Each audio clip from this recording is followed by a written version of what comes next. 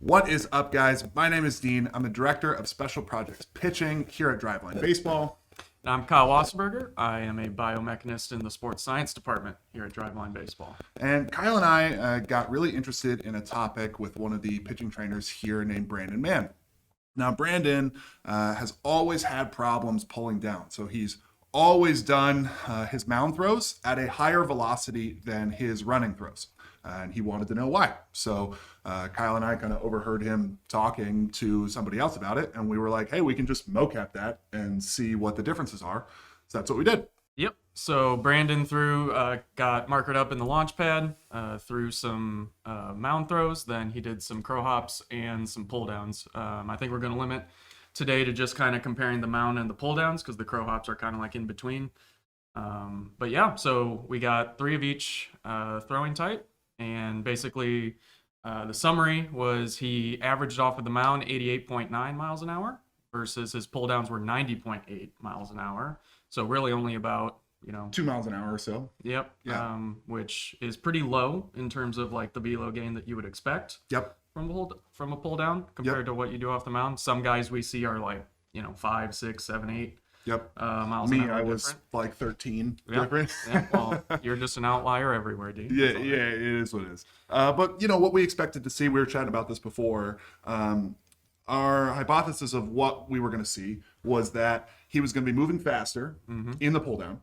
There was going to be more energy in the pull down, but he was just going to do a really bad job or a worse job of sending the energy up the chain in the pull down, which is interesting. Like that's great to say. And it makes sense. You could talk to people about that, but that isn't super specific. So I think what would be really fun in this is us getting into the specifics of what are the exact things that we saw change between the mound throws and the pull downs, and talk a little bit about why those are efficient or inefficient or things like that. Right, and with the markered motion capture that we have access to here in Washington, we can actually go in, do the math, and estimate the amount of energy entering and leaving segments over time. So previously, lots of pitching biomechanics has focused on like segmental speeds, how fast the torso is rotating, or how fast the elbow extends, stuff like that. But we can actually get in more into the nitty gritty, and we can get into, well, where is that rotational velocity coming from? Is that being supplied from lower in the chain, like we always say, but we never really test? Or, am I just brute force generating energy in my distal segments, which may or may not, be good? Kind of how I expected to see his less efficient energy transfer. How I expected to see that was in like early torso rotation. So that's something that people talk about a lot. Really all that means is the torso starts to rotate before it should in the sequence of the chain. So the pelvis should rotate, decelerate, torso rotates, decelerates, sends energy to the arm, and then the arm rotates and decelerates. And that's 1, 2, 3 type thing. But when you run into some timing issues, you can get the torso to rotate before it should, sending less energy up the chain. And that's a super common way that when they, especially mixing all that extra momentum going forward, it's just something guys have a really hard time with. Throwing is both linear and rotational, and a lot of athletes like to make it one or the other. So you add all this, maybe you take a rotational guy, which Brandon is very rotational, and you add some momentum in, and they don't know what the heck to do with it because now they're being linear, but they're a rotational thrower, and kind of gets all messed up. So I got my notes here that I'm looking at. A few things that I thought were really cool, or just kind of spoke to that point, was the peak of hip and shoulder separation rotationally in degrees happened noticeably before foot plant in the pull down compared to the mound throw. So what should be happening, get into foot plant right after foot plant, hip and shoulder separation rotationally should be peaking, should have the most degrees of separation at that point. But for him, it was happening way before foot plant, just kind of suggesting some problems sequencing. So he was before foot plant in the mound throws, right? But it was like really, really close. Yeah, it was way closer. And then in the pull down, he was even more before foot plant. Like number of frames before foot plant increased from, what was it? Well, I have written here that like when I went in, it's kind of hard to know exactly where it should be peaking, where hip and shoulder separation should be peaking. So these are just my estimates of where I thought it should. So in the mound throw, he was peaking about 9 frames, and we're doing 360 frames a second, right? Correct. So think about that's 9 360ths of a second, which is Let me do that in my head here. yeah, incredibly fast. But he was 9 frames. 0.025 seconds. Yeah. Good luck making that change. Yeah, just simple cue in and your fix head. it. Yeah. So 9 frames early in the mound throw, Yep. but about 20 frames early in the pull down. Yeah. So basically twice the inefficiency from that perspective. And then another thing that I thought was really interesting was you actually saw that carry over into the rotational velocities of how fast hip and shoulder separation was closing. So if you think about creating more hip and shoulder separation in a rotational perspective as opening, and then once it's at its peak, then it closes from there. And in the pull downs, well, let's start with the mound throws because that's kind of a baseline. Yeah. His peak rotational angular velocity of closing hip and shoulder separation was 440 degrees per second. In the pull down throws, it was 390 degrees per second. So we're dropping like 15% or so, somewhere between 10 and 15%. And what I thought was really interesting was, and we'll talk about a little bit of this later when we get into your energy flow stuff, but he transitioned from that focus, or he transitioned from being dominant from a hip and shoulder separation perspective rotationally to being dominant linearly. So what I mean by that is in the mound throw, in the linear perspective from hip and shoulder separation, its peak, how fast it was closing, was 365 degrees per second. But on the pull down, it was 395 degrees per second. So if you notice there, I know there's a whole lot of numbers, but basically in the mound throw, he relied more on rotational aspects. The rotational aspects were closing faster than the linear ones. But in the pull down throws, the linear hip and shoulder separation was closing faster than the rotational, which I thought was really interesting. And we chatted a little bit about, like, it's literally a different throw at that point, being driven by different things. It's dominant in a different piece compared to what his mound would be. And I think this really provides a perspective on what pull downs could be used for from a training perspective, right? We've always thought of pull downs as this kind of overload stimulus to the arm, really take away the constraints of the mound so that they're able to generate more momentum and whatnot. But really, what we're seeing is maybe you have a guy who does have really good hip to shoulder separation in terms of, axial rotation of the pelvis and trunk, but maybe he's not doing a really good job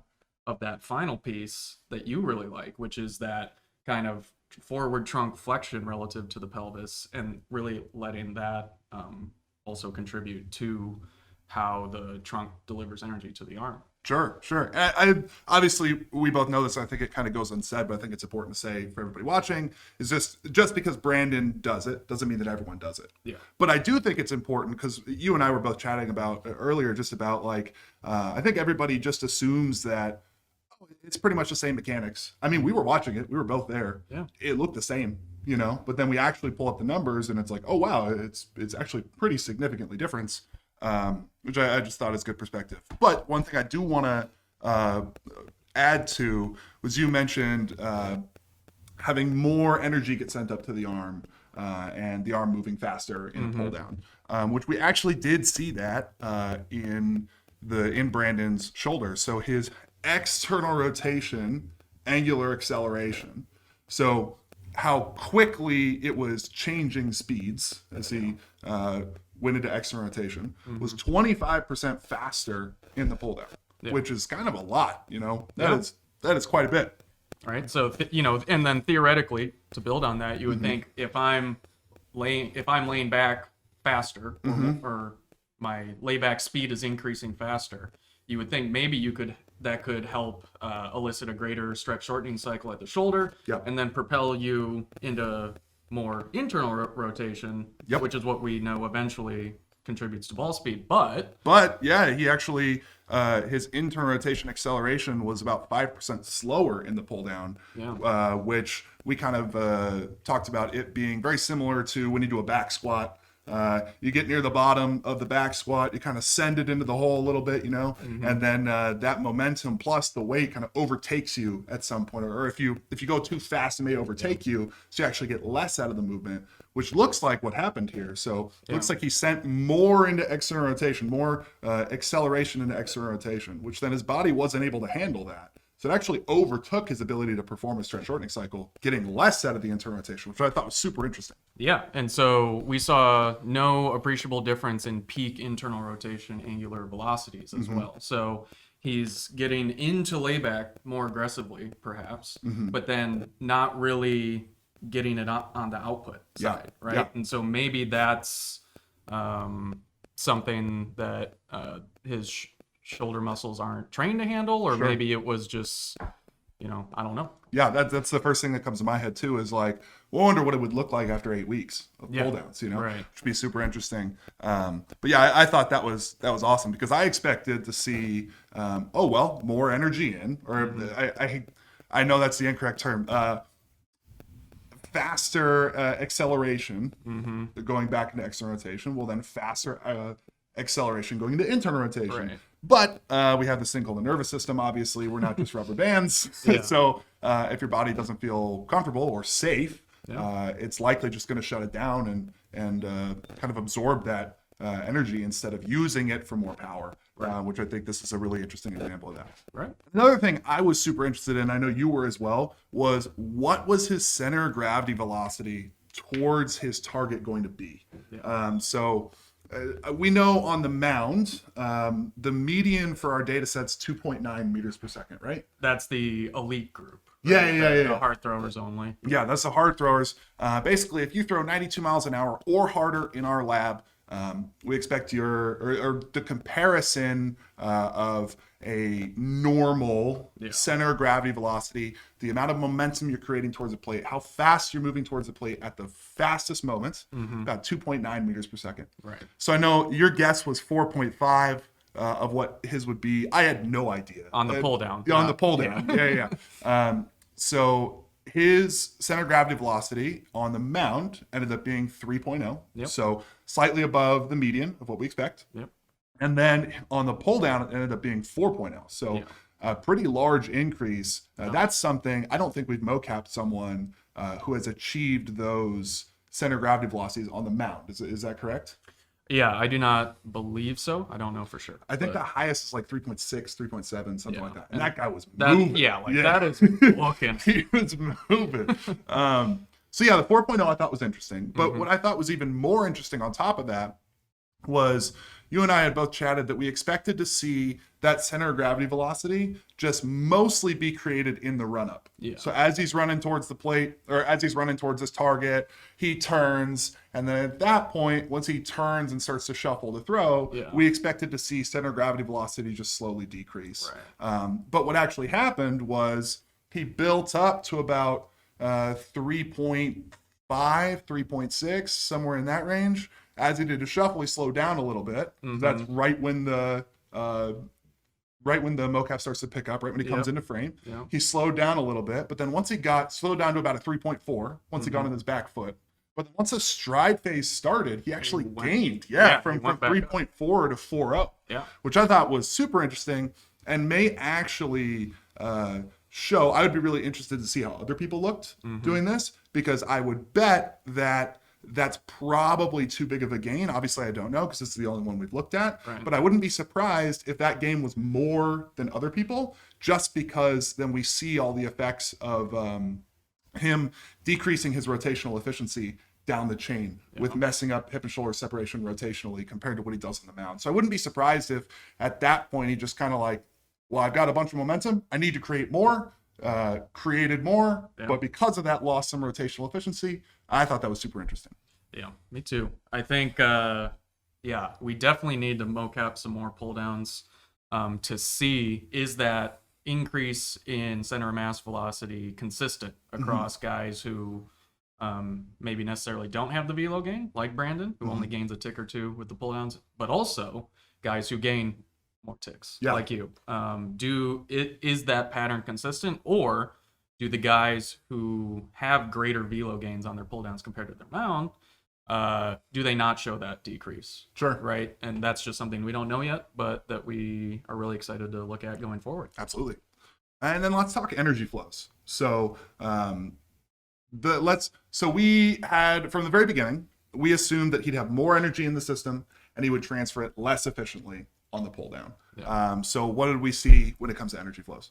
Right. So we'll break this down into the estimated total amount of energy leaving the pelvis and going up the chain, so towards the upper torso.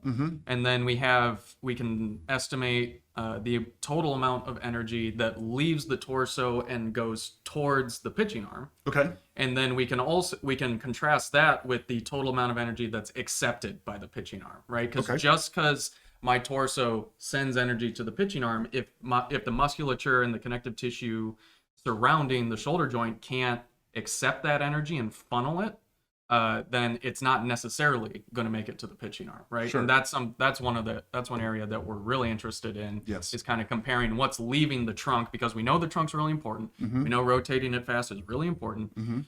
How much leaves the trunk versus how much makes it to the arm. Yes. Right? So just to recap, I don't want to cut you off. Just to recap, we can see energy leaving the pelvis going up the chain. Then we can see energy leaving the torso going to the arm.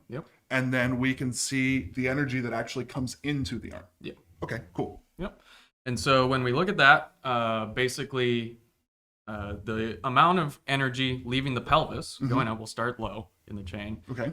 He averaged 408 joules of energy leaving the pelvis going up to the torso on the mound. So mound, we're at 408. Okay. Versus the pull down, we're at 153. Wow. Okay. So a huge difference. A huge difference. And I don't know if, in fact, I would probably guess that this isn't like, wow, he's that much more inefficient. I think it's like you were saying a little bit earlier, where it's just a different throw. There are different constraints on the motion.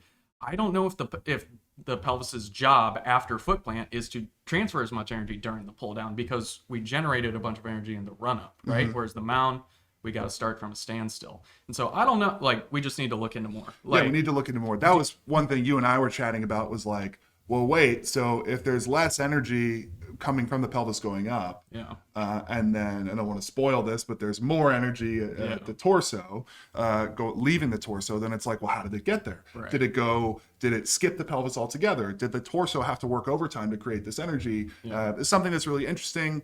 And we just have no clue. So it'll be interesting to mocap more people and figure it out. But the difference is crazy. I would think it's probably on the mound. We have the entire motion mocapped, right? Because he's just from the start of the pitch to the end of pitch. He's always in the capture volume.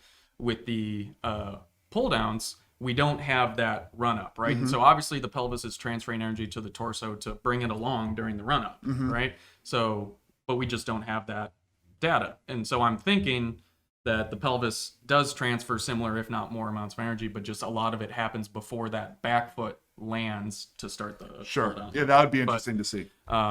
So 408 versus 153 for leaving the pelvis. Okay. Energy leaving the torso. Going towards the arm. Going towards the throwing arm, right? On the mound, we've got 431. Okay. And on the pull downs, we've got 455. Okay, cool. So about 20 more, or 20 joules more. Like 5% more or so, something like that. Right. So a little bit more, but I mean 5% of, if you're looking just at throwing velocity, 5% could be 5-6 miles an hour. So 5% is potentially quite a bit, but again, we don't have enough data to know.